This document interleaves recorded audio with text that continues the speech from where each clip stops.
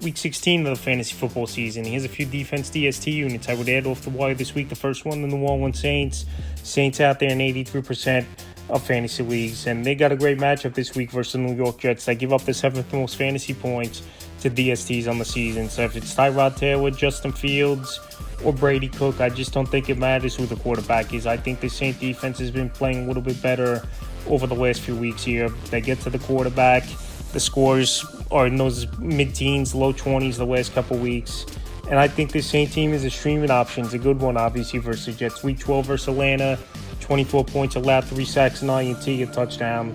Week 13 at Miami, 19 points allowed, 4 sacks, an interception. Week 14 at Tampa, 20 points allowed, an interception. And Week 15 versus the Panthers, 17 points allowed, a sack, a fumble recovery. So like I said, these ball games, mid-teens, low 20s, it's been with this New Orleans Saints team over the last month of the season. And this week, in a good matchup versus one of the worst offenses in the league in the New York Jets, they're definitely an edge this week out there in 83% of fantasy leagues. Next DST is the Tampa Bay Buccaneers. So the Bucs, I know their defense hasn't played great, but they're a streaming option this week at the Carolina Panthers. With this Panther team, they've just been hit or miss. One good week, one bad week. But the thing is, I think they're better at home, Carolina, than they are on the road, and that's what we've seen this season. So Week 13 versus Arizona, 17 points allowed, 2 sacks, an interception, fumble recovery. Week 14 versus New Orleans, 24 points allowed, 3 sacks, an interception.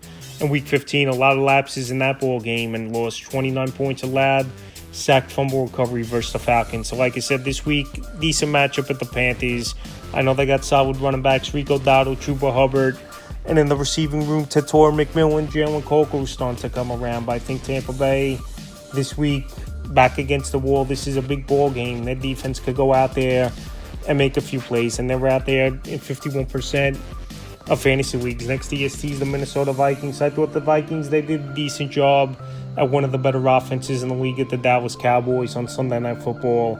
And their defense now has a great matchup at the New York Giants. That give up the 8th most fantasy points to DSTs on the season. And also, we don't even know if Dart's going to play in this game, where right now he's concussed, and obviously he'll be in the protocol. So the last few weeks for the Vikings D, Week 13 at Seattle, 20 points allowed, 4 sacks, 2 fumble recoveries. Week 14 versus the Commanders, 2 sacks, 2 interceptions, a fumble recovery. And Week 15 at Dallas, 26 points allowed, 2 sacks. So like I said, this week, good matchup at the New York Giants. They depleted offense for a while this season. Scatterbo, Malik Neighbors out for the season. Dart in and out of the lineup with the concussion problem. So with those factors, and Minnesota going into New York, where obviously it's going to be cold in that ball game, and offenses could have trouble moving the football, I think they're good at this week, and they're out there in 65% of fantasy leagues. Next DST is the Atlanta Falcons. So the Falcons, I don't think their defense is all that great either, obviously, but this week it's a good matchup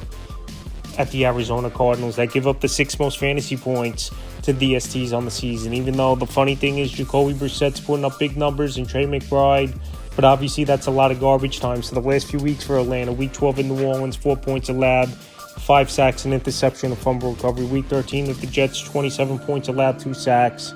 Week 14 got blown out, 37 points allowed to Seattle, 2 sacks, an interception. And Week 15 at Tampa, 28 points allowed, 5 sacks, and interception. So like I said, this week, 1 week streaming option, 79% of fantasy leagues, and it's a good matchup at Arizona, where Brissett, yes, he's putting up numbers, but also he's turning the football over and taking a decent amount of sacks, and that's where Atlanta is good at. If it's one thing defensively, is getting to the quarterback. And the final DST is the New York Jets, so they're streaming option as well, and this could be a low-scoring game with the New York Jets and the New Orleans Saints coming up, and the Jets out there 92% of fantasy leagues. I know Jets just gave up 48 points in that one at Jacksonville, but they're running hot right now.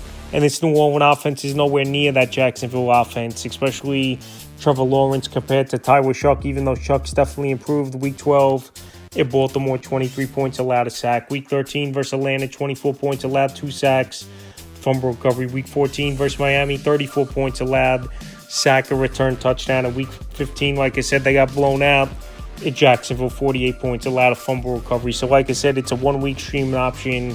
Good matchup on paper at the Saints, 4th most fantasy points to the DSTs on the season. And now it looks like they might be down Devin Neal as well, where he left with a hamstring injury in the ball game, was Devin Neal.